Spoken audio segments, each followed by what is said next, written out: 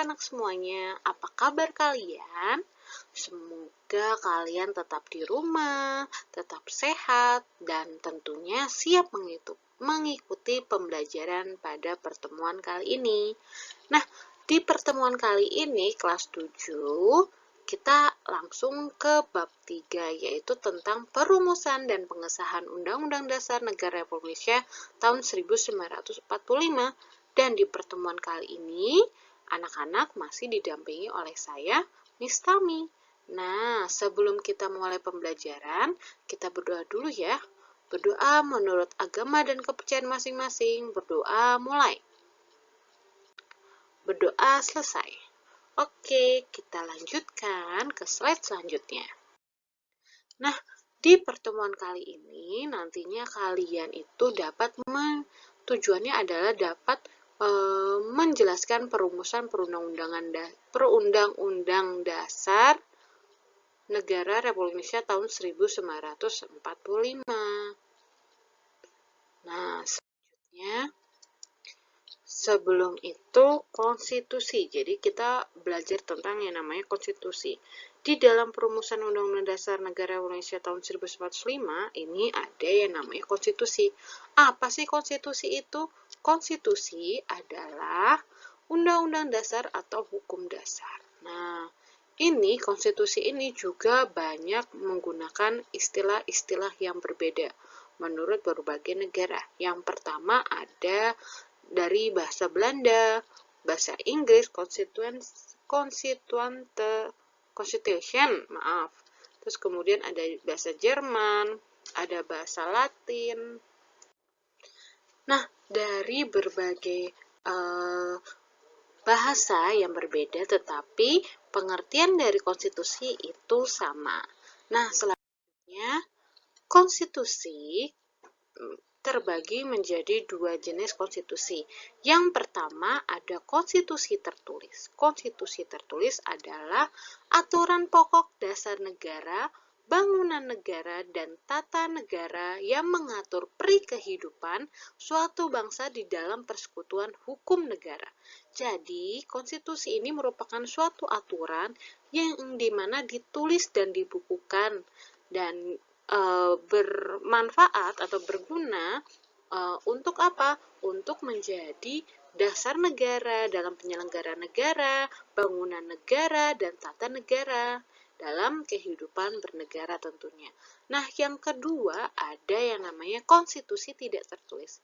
Apa sih konstitusi tidak tertulis itu?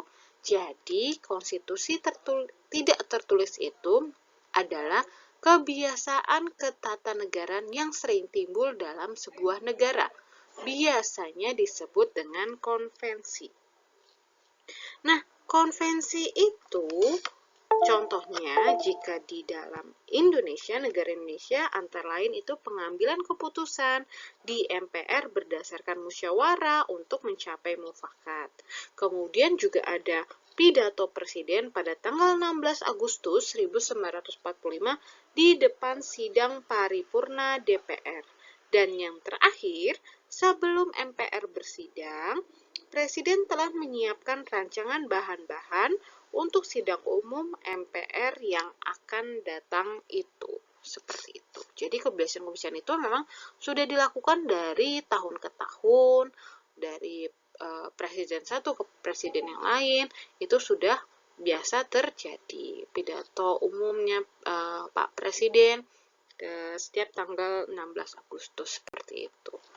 Nah, selanjutnya ada Undang-Undang Dasar. Nah, ini merupakan naskah yang memaparkan rangka dan tugas-tugas pokok dari badan pemerintahan suatu negara dan menentukan pokok-pokok cara kerja badan tersebut. Nah, apa sih gunanya dari Undang-Undang Dasar ini? Nah, Undang-Undang Dasar ini berguna untuk membatasi kekuasaan pemerintah agar penyelenggaraan kekuasaan tidak bersifat sewenang-wenang. Jadi ada batasannya nih, presiden sampai mana, DPR, MPR sampai mana kekuasaannya. Jadi tidak semena-mena terhadap rakyat. Padahal Indonesia itu kita sebagai rakyat Indonesia itu itu diwakili oleh Dewan-Dewan Perwakilan, MPR, DPR, dan sebagainya. Nah, selanjutnya juga Undang-Undang Dasar ini diharapkan dapat melindungi hak-hak warga negara. Makanya di dalam pasal Undang-Undang Dasar 1945 ini, tepatnya di pasal 28, itu ada yang mengatur tentang hak-haknya rakyat. Hak untuk mendapatkan pendidikan, hak untuk berkeluarga, hak untuk mendapatkan pekerjaan, dan lain sebagainya. Nah, itu harus dilindungi oleh negara. Nah, tentu saja, supaya apa? Supaya warga negara ini merasa aman, merasa nyaman, dan bertujuan pada cita-cita bangsa Indonesia yang ada di alinea kedua pembukaan Undang-Undang Dasar 1945. Nah, selanjutnya pasal 1 ayat 2, kedaulatan berada di tangan rakyat dan dilaksanakan menurut Undang-Undang Dasar. Nah, walaupun kekuasaan tertinggi itu berada di tangan rakyat, tetapi pelaksanaannya dilakukan menurut Undang-Undang Dasar. Jadi, kita sebagai rakyat Indonesia itu dalam pemilihan umum kita memilih masyarakat mana atau orang mana yang pantas untuk memimpin atau mewakili kita di parlemen atau di pemerintah seperti itu.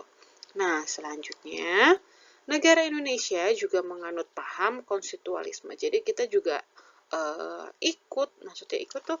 Jadi kita itu juga paham, kita juga menganut konstitualisme, itu kita juga tunduk dan patuh terhadap hukum yang berlaku, seperti itu. Selanjutnya, konstitusi merupakan hukum tertinggi dan fundamental sifatnya, sehingga peraturan di bawahnya tidak boleh bertentangan dengan Undang-Undang Dasar. Nah, jadi ini maksudnya adalah jika nanti pemerintah, presiden, atau menteri, atau apapun itu yang membuat undang-undang, tidak boleh bertentangan dengan yang namanya Undang-Undang Dasar Negara Republik Indonesia. Karena apa? Karena menjadi hukum yang tertinggi dan fundamental sifatnya, seperti itu. Nah, setelah itu, 1 hari setelah dibacakannya teks proklamasi oleh I.R. Soekarno, Sabtu tanggal 18 Agustus 1945, PPKI meresmikan yang namanya Undang-Undang Dasar Negara Republik Indonesia tahun 1945. Nah, perumusan Undang-Undang Dasar Negara Republik Indonesia tahun 1945 itu yang pertama, pada tanggal 10-17 Juli 1945 ini membahas tentang teknis bentuk negara dan pemerintahan yang baru dibentuk. Terus kemudian yang kedua, ada 13 Juli 1945. Itu ada panitia kecil perancang undang-undang yang berhasil menyepakati, itu ada lambang negara, negara kesatuan, penyebutan tentang Majelis Permusyawaratan Rakyat, dan membentuk panitia penghalus bahasa. Nah, selanjutnya yang ketiga itu ada pada tanggal 14 Juli 1945, BPUPKI bersidang dengan agenda pembicaraan tentang pernyataan kemerdekaan. Nah, selanjutnya juga masih ada nih, pada tanggal 15 Juli 1945, yaitu tentang pembahasan tentang rancangan Undang-Undang Dasar oleh I.R. Soekarno.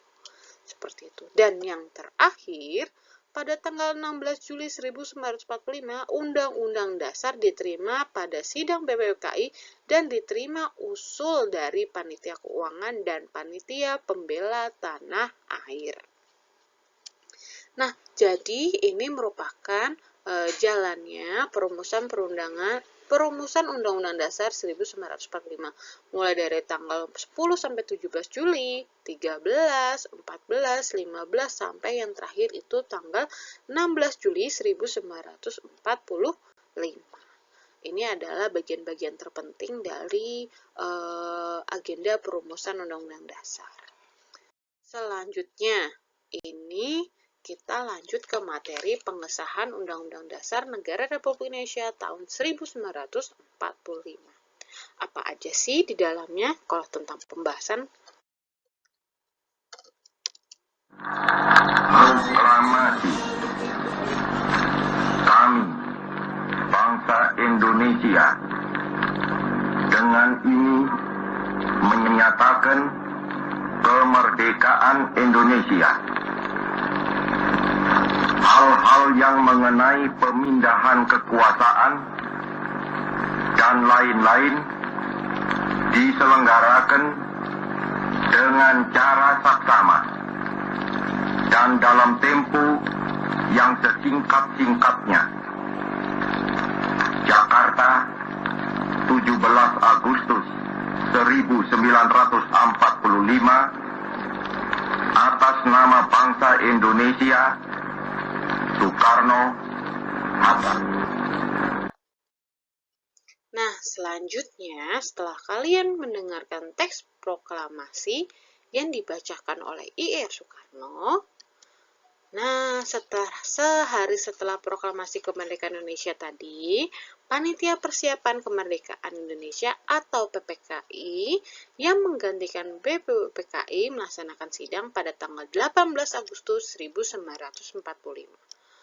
Nah, Muhammad Hatta yang memimpin jalannya pembahasan rancangan Undang-Undang Dasar dapat menjalankan tugas dengan cepat.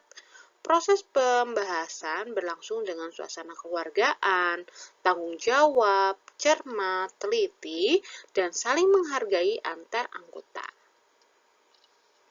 Nah, tanggal 15 Februari 1946, Berita Republik Indonesia itu penjelasan undang-undang menjadi bagian dari Undang-Undang Dasar Negara Republik Indonesia tahun 1945. Selanjutnya, hasil sidang PPKI pada tanggal 18 Agustus 1945. Nah, yang pertama itu mengesahkan Undang-Undang Dasar 1945 yang tadi telah diresmikan oleh PPKI, kemudian menetapkan I.R. Soekarno sebagai Presiden dan Muhammad Hatta sebagai Wakil Presiden, dan yang terakhir membentuk Komite Nasional Indonesia Pusat atau KNIP. Selanjutnya, sidang PPKI telah melakukan beberapa kali perubahan rumusan pembukaan Undang-Undang Dasar pada Naskah Piagam Jakarta dan Rancangan Batang Tubuh Undang-Undang Dasar. Hasil sidang kedua PPKI ada 4 perubahan yang telah disepakati. Antara lain yang pertama ada kata mukadimah diganti dengan pembukaan. Yang kedua, sila pertama yaitu ketuhanan dengan menjalankan syariat Islam bagi pemeluk-pemeluknya diganti dengan ketuhanan yang Maha Esa. Apa sih alasannya untuk diganti? Karena tidak semua warga masyarakat Indonesia itu beragama Islam. Nah, makanya itu agar lebih toleransi, agar lebih kita menghargai, makanya kita pakai bahasa yang universal, yaitu ketuhanan. Dan selanjutnya yang ketiga itu perubahan pasal 6 Undang-Undang Dasar, itu presiden ialah orang asli yang beragama Islam, menjadi presiden terus kemudian diganti menjadi presiden ialah orang Indonesia asli. Nah, ini juga berkaitan tadi dengan nomor 2. Nah, karena tidak semua orang masyarakat Indonesia itu beragama Islam, makanya diganti dengan presiden adalah orang Indonesia asli. Nah, jadi tidak ada nih diskriminasi agama, tidak ada perbedaan agama, karena Indonesia itu adalah negara yang multikultural. Dan yang terakhir, yang keempat, perubahan pasal 28 Undang-Undang Dasar Negara Republik Indonesia tahun 1945, negara berdasarkan atas ketuhanan dengan kewajiban menjalankan syariat Islam bagi pemeluk-pemeluknya, diganti menjadi pasal 29 Undang-Undang Dasar Negara Republik Indonesia tahun 1945, yaitu negara berdasarkan atas ketuhanan yang Maha Esa. Nah, pada perumusan yang perubahan ini yang dilakukan pada nomor 2, 3, dan 4 itu adalah hal-hal yang tidak mendiskriminasi agama, akan menjadi toleransi, dan lain sebagainya, dan lebih diperharus lagi dengan menggunakan kata-kata universal seperti ketuhanan, dan tidak mencantumkan salah satu agama di dalam pasal tersebut, seperti itu. Dan selanjutnya, sampai sini dulu materinya dari Miss Tami. Nah, silahkan kalau ada yang ingin ditanyakan, kalian bisa bertanya di kolom komentar di bawah, atau kalian bisa DM